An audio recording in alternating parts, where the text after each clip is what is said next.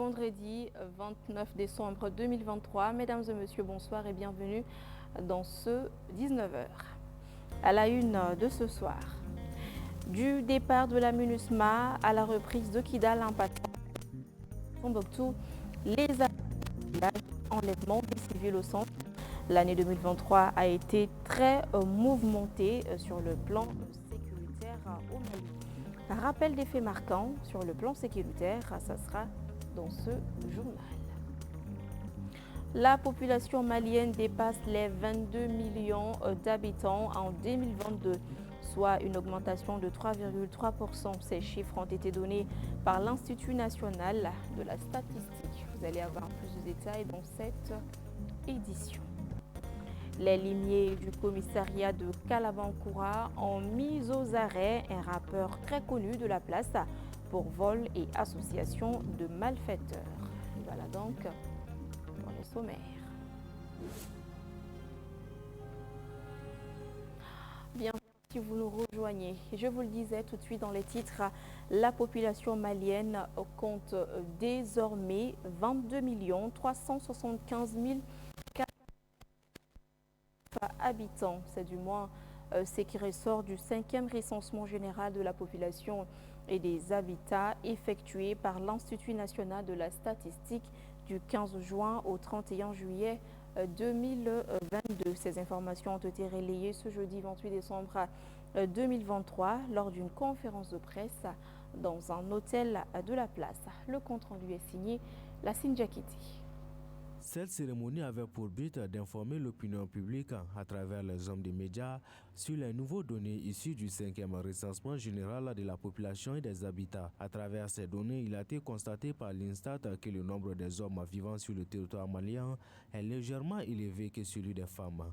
Les résultats du recensement de la population nous apprennent que la population malienne est estimée à un peu plus de 22 millions d'habitants en 2022, avec un taux de croissance annuel moyen de 3,3% et un âge moyen de la population de 21,4 ans, ce qui dénote de l'extrême jeunesse de la population malienne. En effet, avec 47,2% des jeunes de moins de 15 ans et 49,7% de femmes, la population malienne pourrait profiter du potentiel et du dynamisme de sa démographie, de sa jeunesse et de ses femmes afin de mieux contribuer au développement socio-économique du pays et à la capture du dividende démographique. Selon le directeur général adjoint de l'Instat, la connaissance de ces données statistiques est d'une importance capitale non seulement pour la population mais aussi pour les décideurs. Elle a une influence importante sur les décisions des plus hautes autorités pour le bien-être de la population.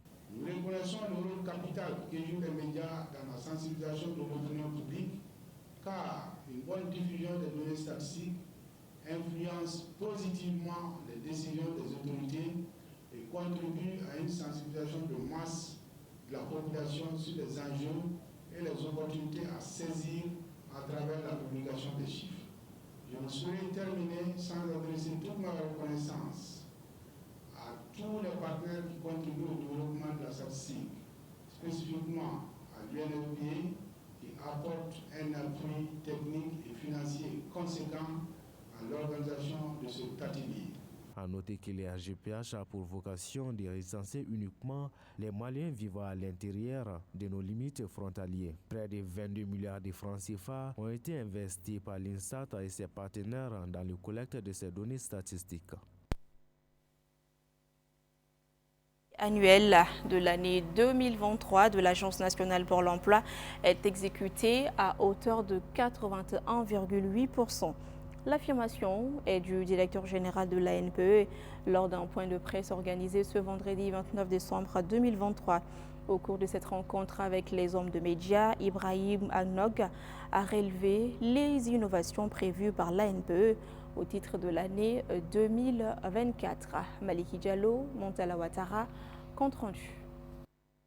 À quelques jours de la fin de l'année, l'ANPE partage avec le public l'état d'exécution des activités de son programme de travail annuel 2023. Le programme composé de 88 activités réparties entre 5 objectifs stratégiques est exécuté à hauteur des souhaits. Le taux d'exécution est de 81,8% à la date du 30 novembre. Le total des taux de réalisation de l'ensemble des activités est de 81%. Vous avez donc sur 3000 demandes, 1500 placements effectués. Globalement sur la période, c'est pour ne citer que ceci en termes de résultats engrangés. Nous sommes sur la base du plan stratégique de développement 2021-2025 et du contrat de performance du ministère en charge de l'emploi.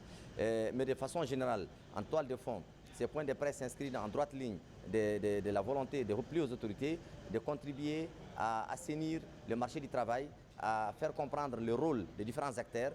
Et c'est ce que nous faisons en tant que service public d'emploi pour que la presse plurielle puisse comprendre notre rôle, nos fonctions, nos missions, mais aussi également contribuer à résorber le chômage et le sous-emploi et créer des emplois à la fois pérennes mais aussi stables. Pour 2024, l'ANPE prévoit des innovations qui faciliteront la tâche aux demandeurs d'emploi et aux recruteurs. Cette étude de faisabilité qui va être validée va donner le reflet de ce que sera la future base de données. C'est-à-dire, en termes d'innovation, nous ambitionnons réellement une base de données très large où les demandeurs d'emploi peuvent s'inscrire, peuvent postuler, peuvent être sélectionnés, ou même ils peuvent en digital déposer l'ensemble de leurs dossiers de candidature. Vous avez remarqué récemment quand il y a eu les ouvertures de postes au niveau des forces armées de sécurité, des jeunes qui passent pratiquement la nuit.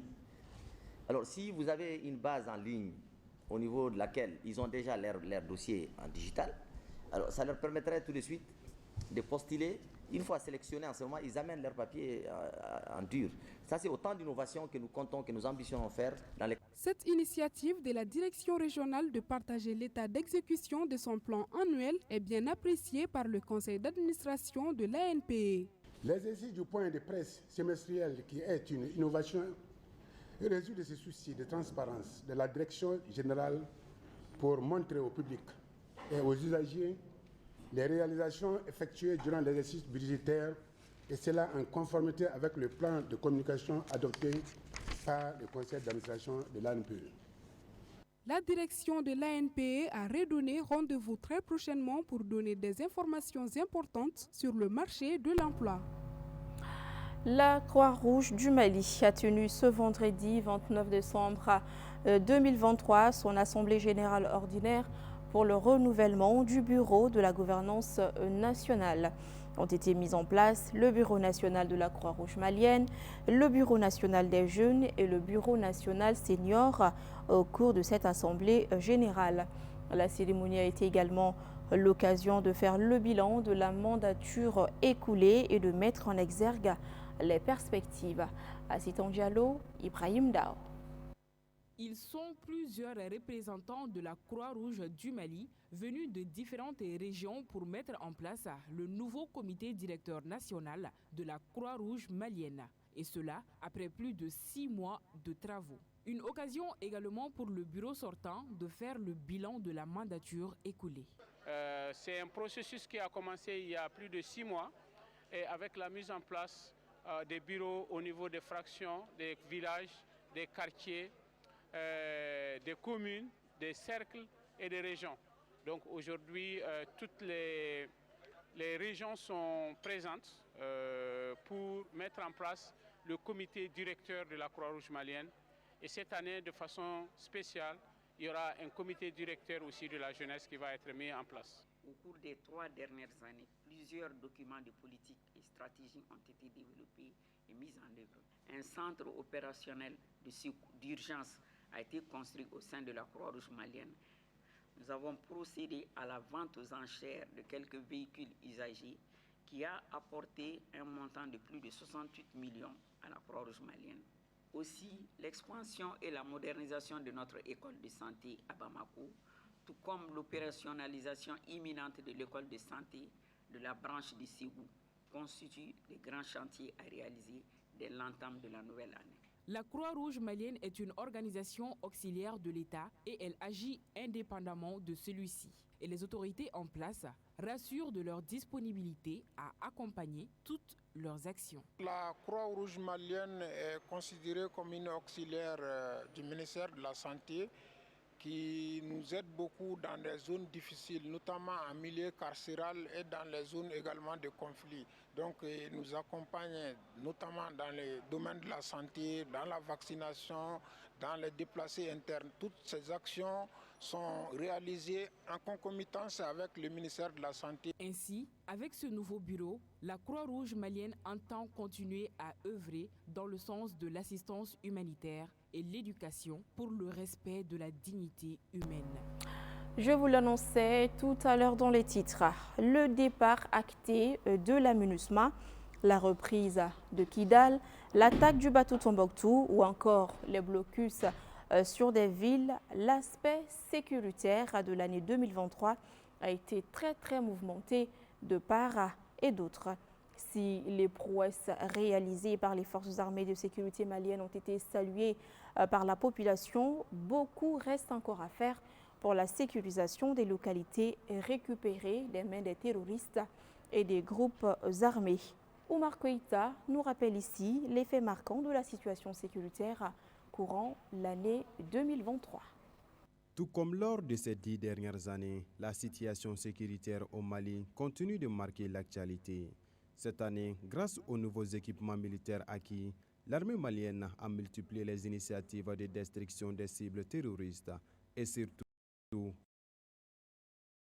pour les observateurs, cette nouvelle stratégie a déjà porté ses fruits.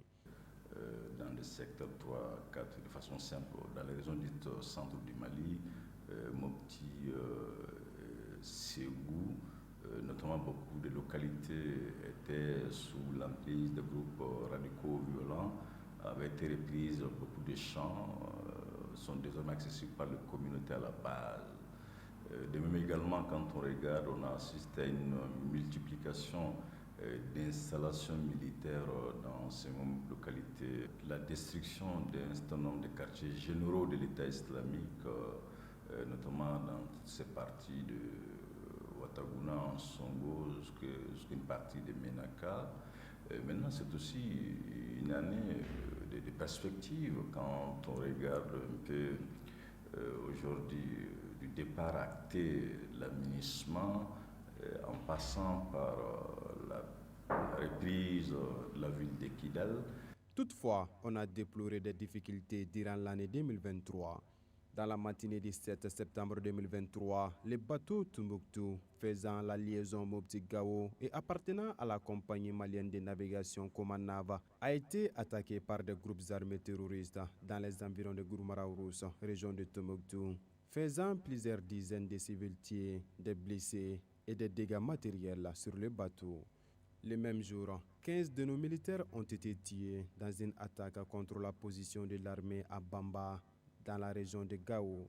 Les deux attaques ont été revendiquées par les GSIM. La riposte de l'armée a permis de neutraliser une cinquantaine de terroristes.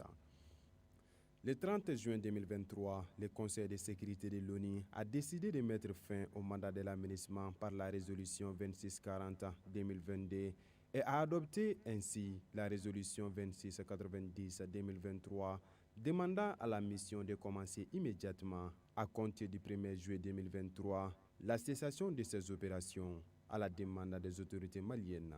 Depuis lors, la situation sécuritaire du Mali a pris une autre tournure. Dans la perspective d'occuper les emprises de l'aménagement, l'armée a été confrontée à plusieurs difficultés, notamment à Bera, Anefif, Kidal, pour ne citer que ceci. Rappelons quand même qu'au-delà de l'offre, de la demande de sécurité, la mission onusienne au Mali délivrait un certain nombre de services sociaux de base à la communauté, de même également un certain nombre de facilités en termes de mobilité avaient été accordées par les communautés, celles du centre, de même que dans les régions du nord du Mali. Et tout cela constitue des défis à l'État du Mali. Et à cela aussi, il faut quand même ajouter le fait que, c'est vrai, on assiste à une réarticulation en termes de la présence militaire dans des localités comme Tombouctou et Gao, mais en dépit de cette articulation, l'État peine quand même à asseoir certains fondamentaux du vivre ensemble, notamment les enjeux liés à une justice équitable, les enjeux liés même à un contrôle effectif de certains axes routiers, de Gao à Menaka, de même sur l'axe RN15, Bankas, Banyangra, Koro, sont entre autres des enjeux auxquels l'État du Mali, certes, concentre d'efforts, mais peine quand même à asseoir de façon effective et durable son contrôle. Donc, pour dire que ces défis sont quand même énormes. Durant ce dernier trimestre de l'année 2023, plusieurs bases militaires ont fait l'objet d'attaques barbares des terroristes, à savoir Dinanguru, Mouroudjan, Labezanga, Gossi et bien d'autres. Même si le bilan de ces attaques reste inconnu, l'armée, à travers la direction de l'information et des relations publiques de l'armée, affirme avoir neutralisé plusieurs terroristes, dont des responsables. Au centre du pays, la situation sécuritaire reste toujours préoccupante. Plusieurs villages ont été incendiés par les groupes armés terroristes. Des civils enlevés, des bétails emportés et des milliers de déplacés internes sont aussi enregistrés dans cette partie du pays. Face à ces agissements barbares et criminels, plusieurs opérations militaires ont été menées dans la zone par les FAMA dans le seul but de protéger la population et leurs biens. Aussi, pour renforcer l'effectif de l'armée, les autorités ont lancé en octobre 2023 une vaste campagne de recrutement. Plus de 366 000 postulants ont été enregistrés à travers le pays. L'année a été marquée aussi par la mise en place de l'Alliance des États du Sahel qui regroupe le Mali, le Burkina Faso et le Niger.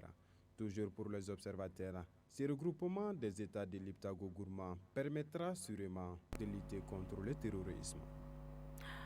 La cellule de communication de la police nationale a annoncé sur sa page l'arrestation d'un rappeur reconnu du grand public sous les initiales YP par les limiers du commissariat de Kalabankoura. Selon la page de la police, il a été arrêté pour vol commis en bande suivi d'agression physique et association de malfaiteurs. Gabriel Keita nous en parle. En effet, selon la cellule de communication de la police nationale, c'est suite à une altercation sur la voie publique ayant occasionné le vol d'un sac à main contenant des effets personnels et d'une somme d'argent que le rappeur YP, connu de la place, a été interpellé et conduit au commissariat de police pour interrogation. Le plaignant MD l'accuse de vol de 350 000 € au cours d'un accident routier certainement provoqué par le nommé rappeur et son groupe. Sous le fait de stupéfiants, le mis en cause ne nie pas sa participation et affirme d'être en complicité avec une dame de mauvaise foi qui était en compagnie de la victime. Les investigations policières ont permis de retrouver le dit sac contenant les effets personnels de la victime et la somme de 1175 000 €, soit 763 500 francs CFA sur les 350 000 €. L'enquête reste ouverte afin de retrouver la dame et les autres membres de la bande. Actualité sur un tout autre plan, la Chambre de commerce de Ségou a servi de cadre le jeudi à la célébration de la Journée internationale des droits de l'enfant, initiée par la coalition malienne pour les droits de l'enfant COMAD, en partenariat avec Save the Children. Cette célébration a pour objectif de mobiliser les décideurs et d'autres acteurs à plus d'engagement pour apporter de nouvelles dynamiques à la promotion des droits de l'enfant dans un contexte de crise. Mohamed Lamine Sogoba, correspondance. Dans le cadre de la Journée internationale des droits des enfants, la COMAD, en partenariat Save the Children, a initié cette cérémonie pour rappeler à tous les acteurs l'importance de leur implication dans la promotion des droits de l'enfant, surtout en cette période de crise multidimensionnelle. Au nom du maire Antichi, j'ai le plaisir de vous souhaiter la bienvenue à tous ceux qui ont fait le déplacement pour être là ce matin. Cette cérémonie qui nous réunit ce matin est la célébration de la Journée internationale des droits de l'enfant. Permettez-moi, au nom des enfants de Ségou, d'exprimer toute notre reconnaissance à la COMAD pour ses efforts inlassables dans la promotion de la protection de nos droits.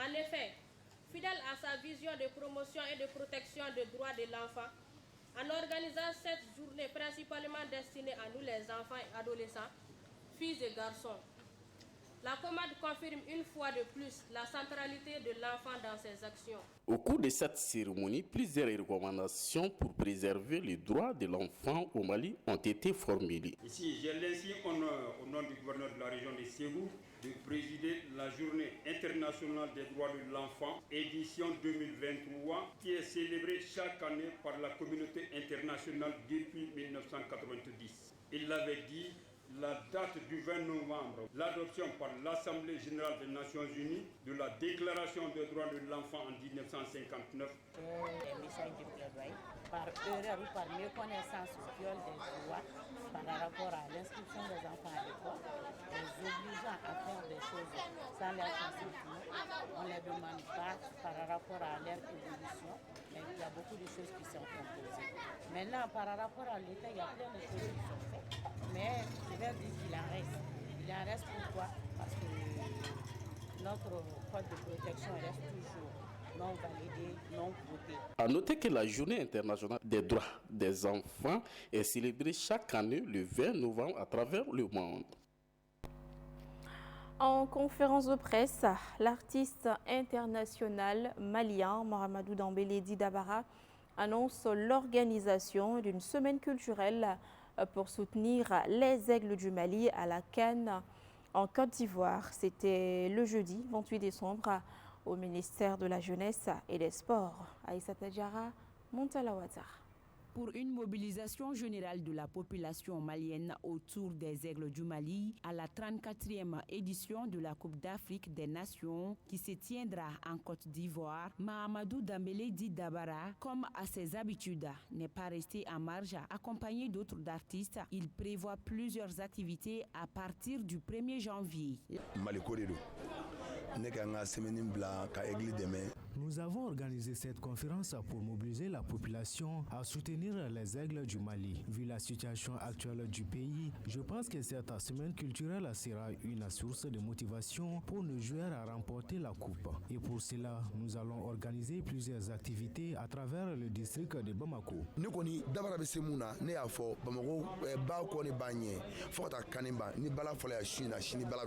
La cérémonie a été l'occasion pour la représentante du ministre des Sports de remercier les artistes pour leur engagement et d'inviter les Maliens à l'union sacrée autour des Aigles du Mali.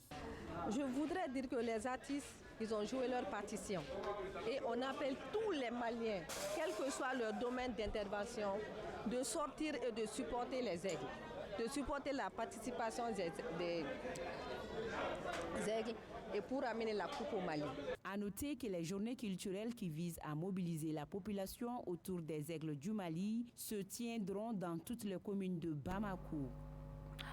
Canal Plus University, en collaboration avec Canal Plus Mali et Canal Plus Sénégal, ont organisé un atelier de formation à l'intention des journalistes sportifs du Mali et du Sénégal.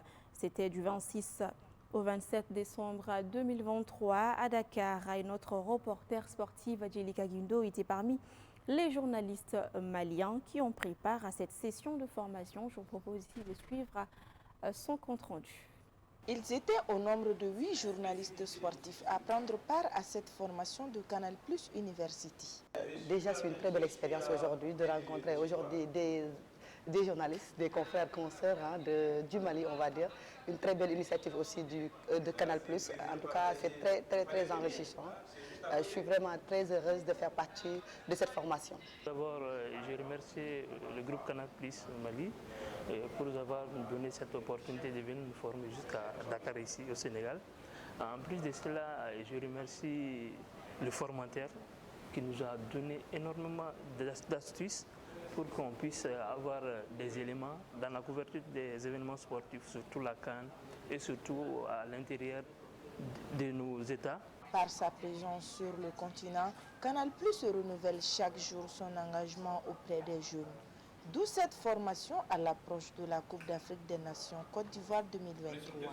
Donc du coup, à partir du 13 janvier, on a tenu à former les journalistes spécialement sportifs pour les aider, comme vous l'avez dit, à renforcer vos capacités dans la présentation, l'animation et les commentaires. Cette formation de 2 jours a été animée par le journaliste, présentateur télé, commentateur sportif à Canal Plus International, Charles Bouya. Je me suis dit, on est quelques jours avant la Coupe d'Afrique des Nations. C'est le moment opportun pour venir partager les process, des idées nouvelles avec mes confrères du continent. Et c'est exactement ce qui nous motive effectivement à venir faire ces genres de formations. Car selon lui, il y a de la qualité sur le continent. Il faut juste apporter aux professionnels des médias des approches nouvelles, parce que c'est ce qui manque. En tout cas, ça a été une très belle expérience pour les jeunes journalistes sportifs. Et à partir d'aujourd'hui, on va déjà se voir comme canal pour faire nos reportages comme tel. Et puis ça a été une très belle expérience de rencontrer des confrères et consoeurs du Mali et puis d'échanger avec Charles. Nous a beaucoup appris, on a beaucoup appris et puis ça a été une très belle expérience. La formation de 2 jours a été clôturée par la remise des certificats de participation. Le rendez-vous est donc pris à la Coupe d'Afrique des Nations Côte d'Ivoire 2023 pour apprécier les effets positifs de cette session. Et voilà, ce journal est terminé. Merci à tous ceux qui ont contribué à sa réalisation. Grand merci à vous également de l'avoir suivi. Au plaisir de vous retrouver très bientôt pour de nouvelles informations. D'ici là, prenez bien soin de vous. Bonsoir.